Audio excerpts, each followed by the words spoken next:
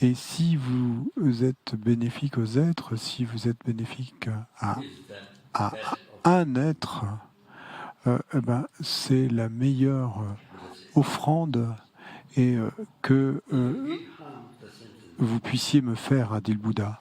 Mais si vous faites du mal à un être, eh bien, c'est le mal suprême que, que, que vous pouvez me faire. Si vous faites du mal à un être, c'est le mal suprême pour moi. Donc, faire du mal à un être est le mal suprême. C'est le mal le plus lourd. Et le mal le plus lourd pour moi.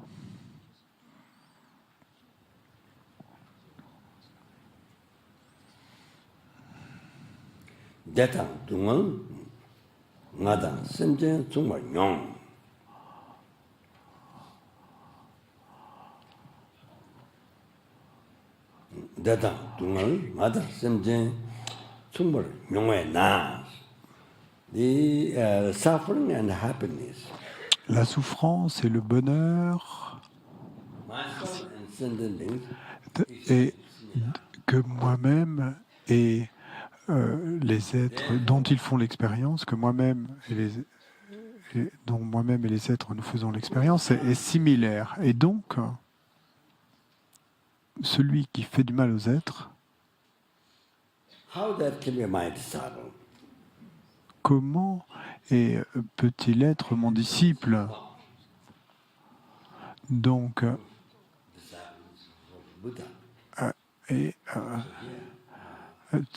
ce que ça veut dire, c'est qu'il n'est pas des disciples, ça veut dire celui qui suit le Bouddha. Donc ici, et je vais expliquer un peu.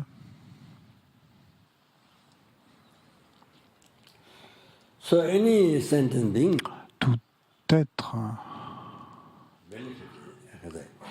any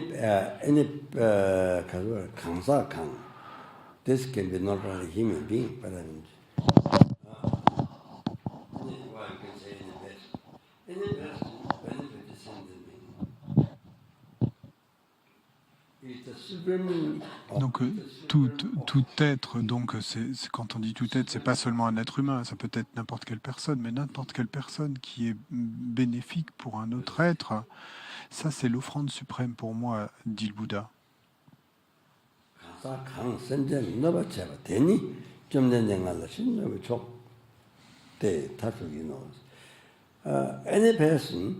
Et toute personne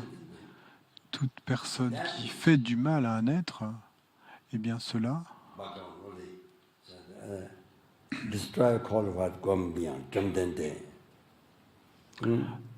c'est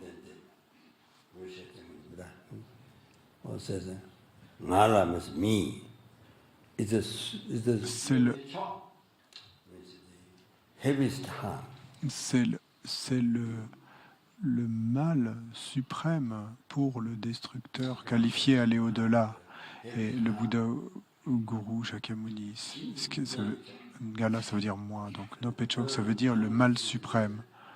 Et donc, et Rinpoche dit pas le mal suprême, en fait le mal le plus lourd.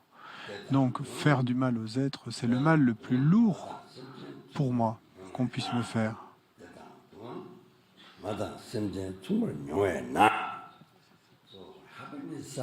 Donc le bonheur et la souffrance, et Na, ça veut dire Chamdende, donc le Bouddha lui-même.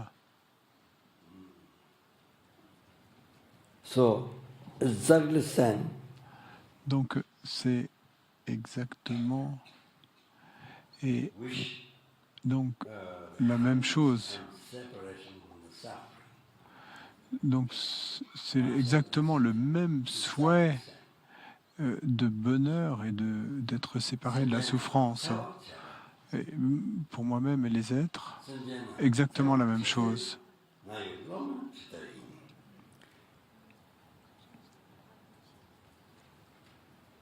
심지어는 늦은 차와 제바 제니 좀 된데 마요 로마 주다이 마이노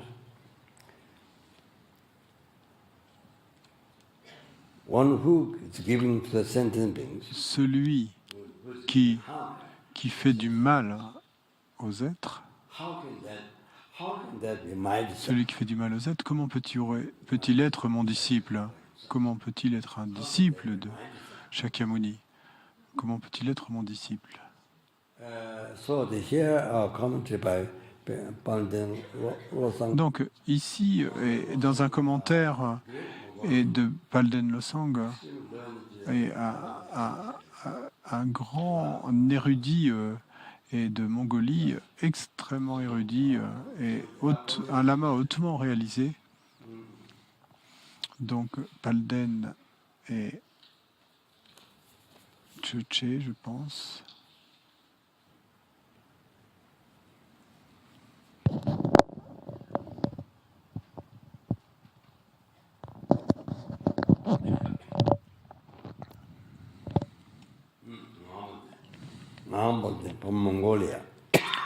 Donc de Mongolie.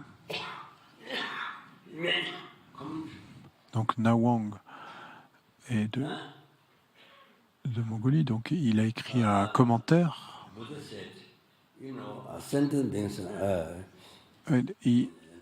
Le Bouddha a dit, les êtres et moi-même, et souhaitons le bonheur et souhaitons ne pas souffrir.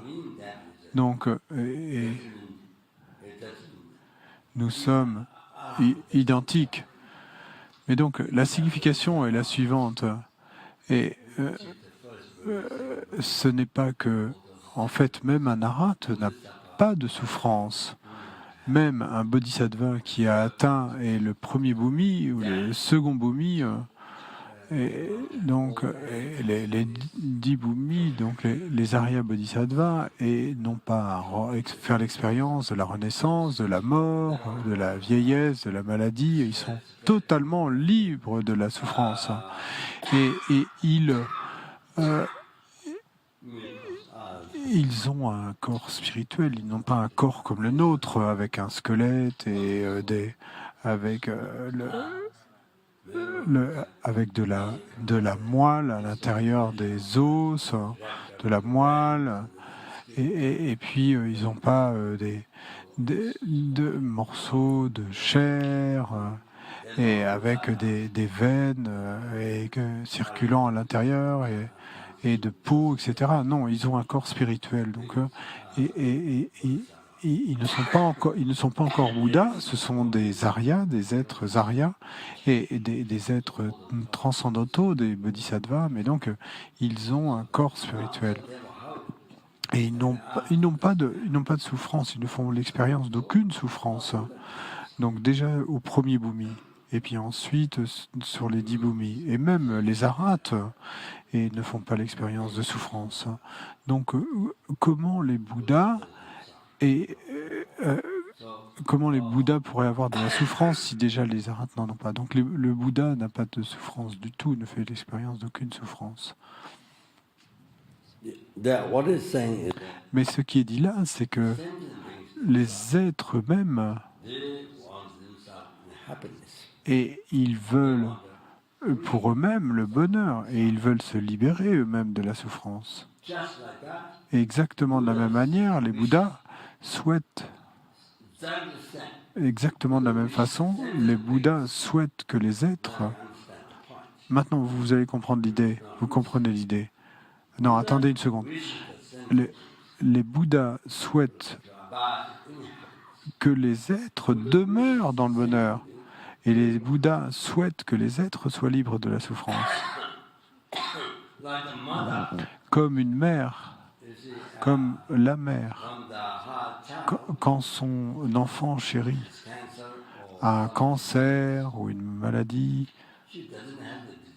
et elle ne fait pas l'expérience de cette maladie, mais ce qu'elle souhaite, ce qu'elle souhaiterait avoir, C'est ce qu'elle souhaiterait que son enfant soit libre du cancer ou de la maladie. Et elle le souhaite tant, elle le désire tant, c'est incroyable.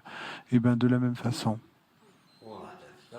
Donc, ainsi, le Bouddha, les innombrables Bouddhas, le Bouddha, c'est pas seulement un Bouddha, c'est d'innombrables Bouddhas. Et donc, tous les êtres, chaque être,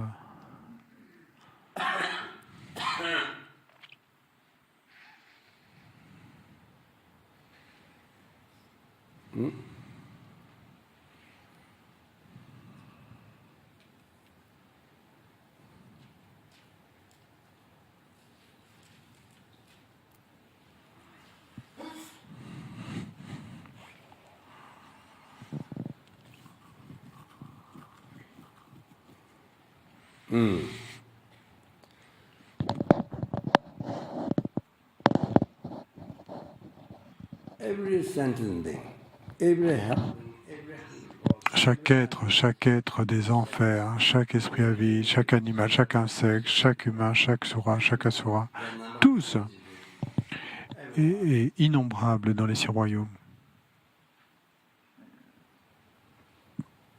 let the mother her most beloved child.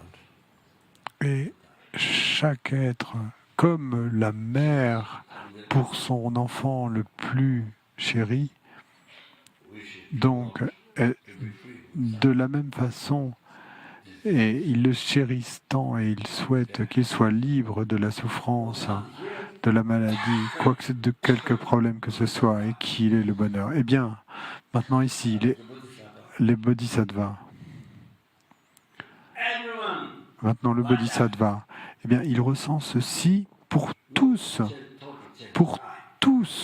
de cette façon, et aucune pensée de chérissement du je, seulement la pensée de chérir les autres, à 100%, d'innombrables et êtres des enfers, esprits à vie d'animaux, êtres humains, sura, asura, et seulement cette pensée qu'ils ne souffrent pas, qu'il y ait le bonheur. C'est l'objectif principal de leur vie. C'est la chose principale. Et donc, les bodhisattvas veulent que vous, le bodhisattva, il veut que vous, et de la même manière que la mère avec son enfant chéri, et de la même manière que la mère souhaite pour son enfant chéri qu'il soit complètement libre de toute souffrance et tous les bonheurs, eh bien, le bodhisattva souhaite que vous soyez libre de toutes les souffrances et que vous ayez tous les bonheurs. Et il veut que... Donc, donc pour cela, eh bien, les bodhisattvas, ils suivent le chemin vers l'éveil. Pour cela, pour cela. Vous comprenez? Maintenant, il y a d'innombrables bodhisattvas. D'innombrables bodhisattvas, et qui tous, eh bien, vous chérissent le plus. Ils ne peuvent pas vous chérir plus. Et prie pour qu'ils puissent accomplir le chemin vers l'éveil pour vous, pour que vous soyez libres de toutes les souffrances et que vous ayez tous les bonheurs et jusqu'à l'éveil, y compris l'éveil. Et puis, le Bouddha Shakyamuni, eh bien, il vous chérit au plus haut point. Il vous souhaite que vous soyez libre de toute souffrance et que vous accomplissiez tous les bonheurs, vous receviez tous les bonheurs, y compris l'éveil. Maintenant, et pour les innombrables Bouddhas, eh ben c'est exactement la même chose qu'ils ressentent. Ils vous chérissent, impossible de vous chérir plus. Et ils ont atteint l'éveil déjà, mais ils l'ont atteint pour vous. Vous voyez? Vous voyez? Maintenant vous pensez. Maintenant vous pensez. Chaque être chaque être qui a abusé de vous, qui vous a blâmé, a été en colère contre vous, ne vous aime pas, quoi que ce soit. Donc, et donc, et chacun d'entre eux, eh bien, est chéri au plus haut point par un bodhisattva, par chaque bodhisattva ressent cela pour cette personne. Et un Bouddha ressent cela pour cette personne. D'innombrables Bouddhas chérissent au plus haut point cette personne. Impossible de chérir plus. Waouh, waouh, waouh. Et chérissent le plus. Donc, chérissent le plus cet être qui abuse de vous. Eh bien, il est chéri au plus haut point par tous ces bodhisattvas et Bouddhas. Vous comprenez? Donc maintenant, comment pourriez-vous faire du mal à cet être qui abuse de vous et comment pourriez-vous dire même une mauvaise parole à leur égard? Et après avoir médité sur toute leur bonté sur les trois types de bonté que je vous ai mentionnés, et donc un Bouddha, d'innombrables de Bouddhas chérissent cette personne, cet insecte, et le chérissent, et impossible de chérir plus. Donc ces bodhisattvas suivent le chemin, réalisent le chemin, et peu importe les épreuves qu'ils doivent endurer pour cet être, d'innombrables Bouddhas, eux, ont atteint l'éveil pour cet être. Et donc, et eux tous chérissent cet être, et impossible de chérir cet être plus que cela. Et donc, comment oseriez-vous faire du mal à cet être? Comment pourriez-vous faire du mal à cet être? Comment pourriez-vous dire de mauvaises paroles envers cet être? Absolument impossible. C'est seulement du respect que vous pouvez ressentir pour cet être. Si vous respectez ce mendiant, si vous respectez cet insecte au lieu de lui faire du mal, eh bien ça, c'est respecter tous les Bouddhas et les Bodhisattvas. Si vous donnez un présent à l'enfant d'une mère, eh bien la mère va être si heureuse. Et vous allez rendre la mère si heureuse. Donc ainsi, vous comprenez? Et donc, et ça rend la mère si heureuse. Et bien, de la même manière, ça va rendre d'innombrables Bouddhas et Bodhisattvas si heureux. Et si heureux quand vous servez cet insecte qui cherche de la protection, qui cherche à être protégé du mal, et au lieu de manger cet insecte, au lieu de lui faire du mal, vous l'aidez, vous lui donnez de la protection. Et donc, d'innombrables Bouddhas et Bodhisattvas vont être si heureux que vous fassiez ça. Vous voyez? De la moindre petite aide. La moindre petite aide. Voyez-vous? Par exemple, les SDF, et bon, qui doivent porter tant de choses partout où ils vont. Et donc, si vous les aidez pour que ça soit un peu plus léger, vous les aidez à les porter, ou quelle que soit la petite chose, ou vous êtes dans le bus et dans le métro et vous offrez votre siège à quelqu'un d'autre, même la moindre de ces petites choses, c'est une grande offrande pour d'innombrables bodhisattvas, d'innombrables Bouddhas et votre déité. Ce sont les plus belles offrandes que vous puissiez leur faire. Vous donnez un verre d'eau, ou quoi que ce soit, ou de l'argent, ou quoi que ce soit. Quoi que ce soit que vous puissiez faire pour les aider. C'est la meilleure offrande pour les innombrables bodhisattvas et Bouddhas. Vous pouvez imaginer? Waouh. C'est la meilleure chose. Pour eux, c'est la meilleure chose. Donc à Bodh Gaya, et dans le passé, quand je faisais les initiations de cycle de Rinjung Gyatso, et donc il y avait beaucoup de mendiants à Bodh Gaya, donc Et avant de leur donner l'argent à ce moment-là, et de l'argent, vous pensez et à la bonté de tous les êtres, et à leur bonté du passé, du présent et du futur, et tout le bonheur du passé, du présent et du futur, et y compris les qualités de Bouddha que vous recevez de cette personne. Donc, vous recevez de cet être. Et ensuite, après avoir pensé à cela, vous leur offrez de l'argent, vous faites votre offrande. Bien sûr, et si c'est possible, et vous pensez que le je qui fait l'offrande est vide, que l'action d'offrir est vide, et que ce qui est offert est également vide. Et l'argent, par exemple, est également vide de son propre côté. Et il existe, mais il n'existe pas de son propre côté. Et donc là, c'est le mieux. Et ensuite, vous offrez avec les deux mains, jointes ensemble comme ça, et ainsi, et avec les deux mains. Et ils sont si bons, si précieux. Donc vous faites comme ça. Et de nos jours, bon, la dernière fois quand j'ai essayé autant que possible d'offrir un peu d'argent aux mendiants, et j'ai entendu dire que certains des mendiants étaient riches, parce que ça fait de nombreuses années qu'ils mendient.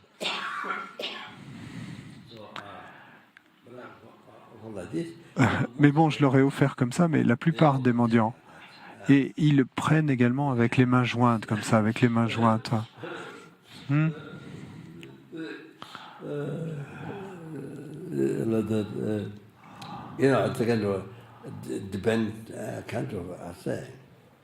Et c'est bon, et c'est un peu relié, dépendant, mais parce qu'en quelque sorte, moi, je le fais comme ça, donc ils font comme ça. Mais bon, alors, vous pensez, et je leur offre la charité matérielle, mais pensez que c'est également une offrande aux innombrables Bouddhas, Dharma et Sangha, aux innombrables Bouddhas et Bodhisattvas. Et c'est une offrande, et aux innombrables Bouddhas et Bodhisattvas, et c'est devenu une offrande, et parce que ça les rend heureux, et donc ça rend des innombrables Bouddhas et Bodhisattvas heureux. Bon, donc je pense également que je fais des offrandes et aux innombrables Bouddhas et Bodhisattvas. Je pense également comme ça à la fin, en fait, de l'action. Et donc, comment faire une offrande de manière respectueuse, donc c'est expliqué dans les enseignements. Donc, et pas en se disant oh c'est un mendiant et moi je suis riche et avec mépris. Donc je crois que je vais mentionner une chose et puis ensuite on va arrêter là, on va faire une pause.